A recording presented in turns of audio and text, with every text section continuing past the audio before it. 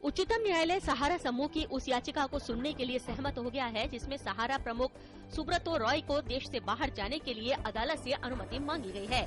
अदालत के इस आदेश पर पुनर्विचार करने के लिए सहारा समूह ने उच्चतम न्यायालय से अपील की थी। उच्चतम न्यायालय ने सहारा समूह को ये निर्देश दिया था कि वह 20,000 करोड़ रुपए की अपनी परिसंपत्तियों के कागजात 3 हफ्ते के भीतर सेबी को सौंप दे।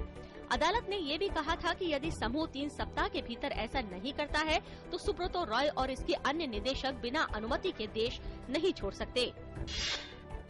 उच्चतम न्यायालय ने खनन से संबंधित मसलों की जांच करने वाले न्यायमूर्ति MB शाह आयोग का कार्यकाल नहीं बढ़ाने के निर्णय को चुनौती देने वाली याचिका पर मंगलवार को केंद्र सरकार को नोटिस जारी किया। गैर सरकारी संगठन की याचिका में न्यायालय से अनुरोध किया गया है कि न्यायालय या तो केंद्र सरकार को इस आयोग का कार्यकाल बढ़ाने का निर्देश दे या फिर न्यायमूर्ति शाह की अध्यक्षता में ही एक नया आयोग गठित किया जाए जो देश में गैर कानूनी खनन और इससे जुड़े अन्य मसलों के सभी पहलुओं की जांच करे। दुष्कर्म मामले में गिरफ्तार राजस्थान के पूर्व मंत्री बाबूलाल नागर की न्यायिक हिरासत 12 नवंबर तक बढ़ा दी गई है। सीबीआई ने न्यायिक हिरासत के लिए आवेदन किया था। इससे पहले सीबीआई अदालत ने नागर से पूछताछ के लिए पुलिस हिरासत में भेजा था। सीबीआई ने शुक्रवार को करीब 6 घंटे कड़ी पूछताछ के बाद नागर को गिरफ्तार किया था और अगले दिन अदालत में पेश किया था। सोडाला थाने में मामला दर्ज होने के 38 दिन बाद नागर को गिरफ्तार किया गया था। दुष्कर्म मामले में आरोपी नारायण साईं के खिलाफ सूरत की एक अदालत ने मंगलवार को गैर जमानती वारंट जारी किया। गैर जमानती वारंट जारी होते ही छत्तीसगढ़ की राजधानी रायपुर के आश्रम में छापेमारी की गई।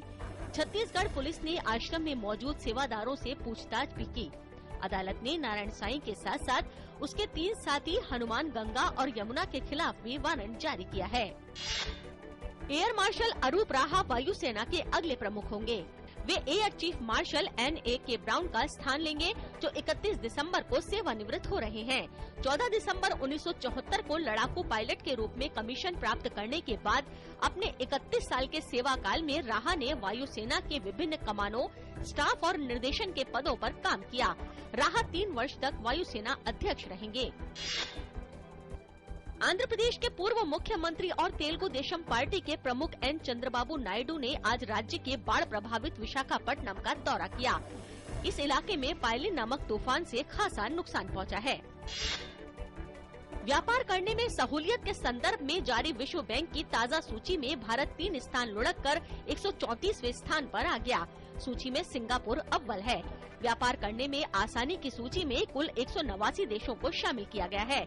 इस सूची में भारत पिछले साल 131वें स्थान पर था, जबकि सिंगापुर लगातार शीर्ष पर बना हुआ है।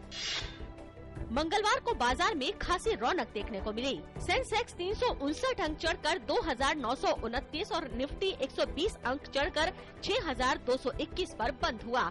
मिड कैप शेयर 1.5% चढ़े। स्मॉल कैप शेयर 0.5% मजबूत हुए। सेंसेक्स और निफ्टी इस साल के अपने सबसे ऊंचे स्तर पर बंद हुए। बैंक निफ्टी करीब 4.5% उछला। रियल्टी, ऑटो, मेटल शेयर 2.5 से 2% चढ़े। PSU, power, consumer durables, health care, capital goods, oil and gas के शेयरों में 1.75 से 1% की तेजी आई। FMCG, तकनीक, IT शेयर 0.5% मजबूत हुए।